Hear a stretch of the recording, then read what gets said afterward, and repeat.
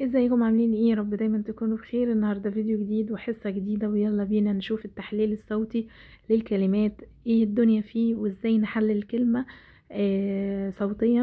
السؤال ده بيبتدي من اول اولى ابتدائي، يعتبر جزء من النحو واساسي معانا واحنا طالعين، ولازم الطفل يتأسس فيه كويس جدا ويتدرب عليه كويس جدا عشان بعد كده يبقى فاهمه ومتقنه كويس، واي كلمة يقدر ان هو يحللها صوتي مهما حطله فيها تكات وكده يقدر ان هو يحللها.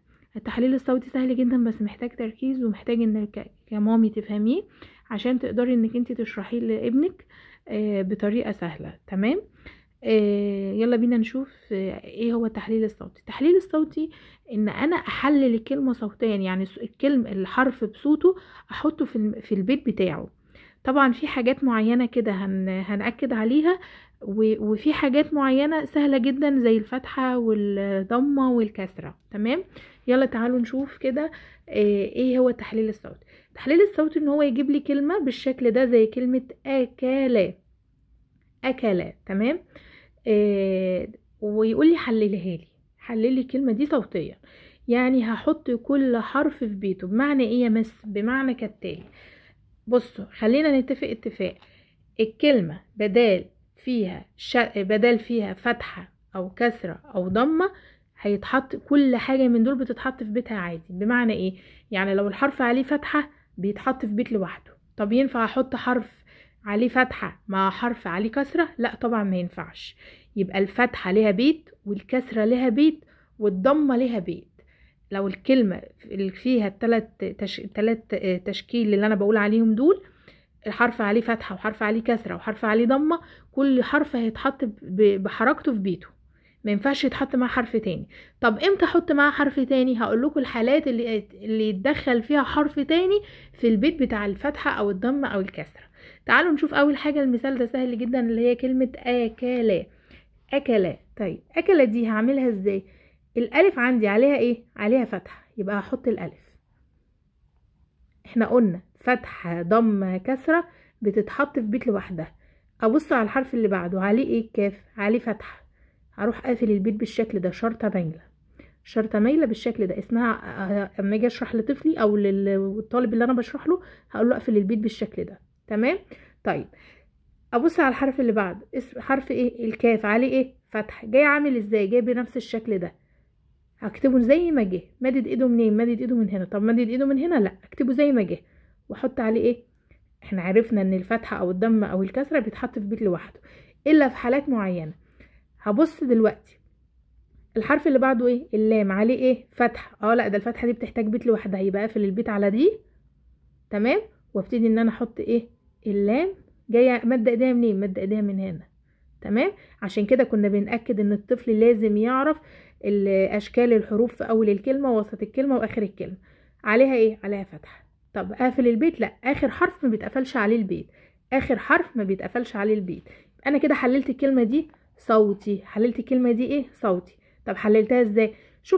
شفت كل حرف بحركته او بصوته. لقيت عليه فتحة، بحط اللي عليه فتحة، الحرف اللي عليه فتحة في بيت لوحده. طب وعليه كسرة؟ نفس الفكرة. طب ضمة؟ نفس الفكرة. طيب ينفع يمس ان هما يتحط معاهم حاجة؟ ينفع في حالات معينة. طب زي ايه؟ يعني فتحة وفتحة ما ينفعش؟ لا، ما ينفعش فتحة وفتحة. طب فتحة وكسرة؟ لا، ما ينفعش فتحة وكسرة. طب ايه؟ هنعرف دلوقتي. تعالوا نشوف. الفتحة قالت لك انا بحب ابقى في بيت لوحدي. طب ينفع تتجمع مع الكسرة؟ لا. كسرة قالت لك انا كمان بحب ابقى في بيت لوحدي، لا بحب ضمة ولا بحب كسرة ولا بحب فتحة. طب والضمة قالت لك انا زيهم، ما تحطش معايا لا حرف عليه فتحة ولا حرف عليه كسرة. طيب اكمل. تعالوا نشوف الكلمة دي. شاربة. شاربة. الشين اول حرف جاي عامل ازاي؟ جاي عامل كده. مدد ايده منين؟ مدد ايده من هنا اهو. اهو مديت ايده اهو زي ما جه. عليه ايه؟ عليه فتحة. الحرف اللي بعده عليه ايه؟ عليه كسرة. هيتحط معاه؟ لا، ما ينفعش. الفتحة ما بتحبش الكسرة. قالت لك انا بحب اتحط في بيت لوحدي. طيب تعالى نشوف الراء عليها ايه؟ تحتها كسرة. عاملة ازاي؟ جاية كده بالشكل ده اهي. مد ايديها اهي. اهي. تمام. عليها ايه؟ كسرة. الحرف اللي بعدها عليه فتحة. قالت لك انا ما بحبش الفتحة تقف معايا في بيت واحد. الحرف اللي جاي اخر الباء عليه فتحة، جه عامل كده. تمام. زي ما جه في الكلمة احطه. طيب اقفل البيت في الاخر؟ لا طبعا، البيت الاخير ما بيتقفلش، احنا بنقفل البيت كده، اخر حرف ما بيتقفلش عليه البيت، بيفضل زي ما هو. يلا تعال نشوف الكلمه دي. كتب.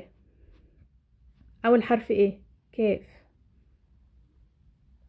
اهي، عليها ايه؟ ضم. شوف الحرف اللي بعدها عليه ايه؟ كسر. الضمه قالت لك انا ما بحبش لا الكسره ولا الفتحه يقفوا معايا في نفس البيت، هروح اقفل عليها ايه؟ البيت بتاعها. طيب ها، الحرف اللي بعده ايه؟ تاء. جاي عامل ازاي؟ جاي في نص الكلام اهو، مدد ايده من هنا ومدد ايده من هنا، زي ما جه زي ما جه اهو. احط النقطتين بتوع عليه ايه؟ كسره. الحرف اللي بعدها عليه ايه؟ قبل ما اقفل البيت ابص عليه فتحه. لا الكسره ما بتحبش الفتحه، ولا الفتحه بتحب الكسره، ولا الضمه بتحب الاتنين اهي. الباء جايه ماده ايديها، خلي بالكم اهي، يبقى هتمد ايديها عليها ايه؟ عليها فتحه. هقفل البيت؟ لا ده اخر حرف ما بيتقفلش عليه البيت. ما ينفعش يا مس اكتب الحرف من غير ما هو نفس الشكل اللي جاي بيه في نص الكلمه او في اخر الكلمه واشوفه مدد ايده منين، وما ينفعش احطه من غير التشكيل بتاعه، لان انا بحلل صوتي، يعني بحطه بحركته بصوته. كو اللي بقى تحط كو، ما ينفعش احطها كاف كده. طب ينفع اغير شكل الكاف؟ لا ما ينفعش، هتبقى غلط. تمام. يلا نشوف التركه اللي بعدها. كلمه اخته، تعال نشوف. اخته اول حرف ايه؟ الف، عليه ايه؟ ضم. قبل ما اقفل ابص، الحرف اللي بعده عليه ايه؟ قال لك الحرف اللي بعده عليه سكون. طب ايه وضع السكون يا مس؟ اي حرف ساكن يوضع مع اللي قبله في التحليل الصوتي. يعني ايه الكلام ده يا مس؟ هقولك يعني ايه. يعني دلوقتي السكون دي صوتها ملهاش صوت اصلا. لو احنا فاكرين لما كنا بنشرح الفتحه والضمه والكسره ما كانش لها صوت. طب لها ايه؟ قالت لك انا ما ينفعش اتحط لوحدي، انا ضعيفه ماليش صوت، صوتي واطي قوي، فلازم اتسند على حد، فبتسند على اللي جاي قبلي.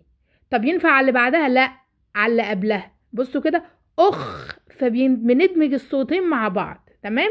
فلازم اتسند على اللي قبلي. طب الضمه هتوافق؟ قالت لك هوافق. اخد معايا مين؟ الخاء عشان ساكن. الضمه والفتحه والكسره بيحبوا الحرف الساكن يتسند عليهم، بياخدوه معاهم ايه في البيت بتاعه. اقوم راح بصه تاني. دي تاء عليها ضمه ما بتحبش ايه؟ الضمه ما بتحبش الضمه، ما ينفعش اتنين مضمومين يتحطوا في بيت واحد. هنحط التاء زي ما جت اهي وعليها ضمه. تمام، في نص الكلام. طيب الهاء عليها ايه؟ ضمه، تتحط برضو زي ما جات، مد ايديها من هنا اهي واقوم طالع كده وعليها ضمه. هقفل؟ لا طبعا ما ينفعش، ده اخر حرف. تمام. ده كده التحليل الصوتي بتركايه الحرف الساكن. اي حرف ساكن بيوضع مع الحرف اللي قبله بيتسند عليه، لان السكون ضعيفه ملهاش صوت. ده كده انا بدات ان انا احلل صوتي. فاضل ايه في التحليل الصوتي؟ فاضل الشده والتنوين والمدود. تمام. ان شاء الله الحصه الجايه هنزلهم، بس تقدروا ان انتوا تتدربوا على ده مع الاولاد عندكم، وهنزل لكم شويه امثله حلوه جدا في اخر الفيديو برضو لو حابين، بحيث ان انتوا تدربوهم ان هو يحلل الكلمه صوتي. كل ما الطفل يتعود ان هو يحل، كل ما الموضوع تحليل الصوت هيبقى سهل جدا معاه. الفتحه بتقف لوحدها، الضمه بتقف لوحدها، الكسره بتقف لوحدها. ما ينفعش احط اتنين مع بعض الا في حاله ان الحرف اللي جاي بعده ساكن. السكون بيتحط مع اللي قبله مش مع اللي بعده. انتظروني في حصه جديده باذن الله رب العالمين، تاسيس عربي، وهنحلل صوتي مع بعض، وهنكمل بقيه الحصص باذن الله. ما تنسونيش بلايك وكومنت، وفي رعايه الله، مع السلامه، هتوحشوني. باي باي.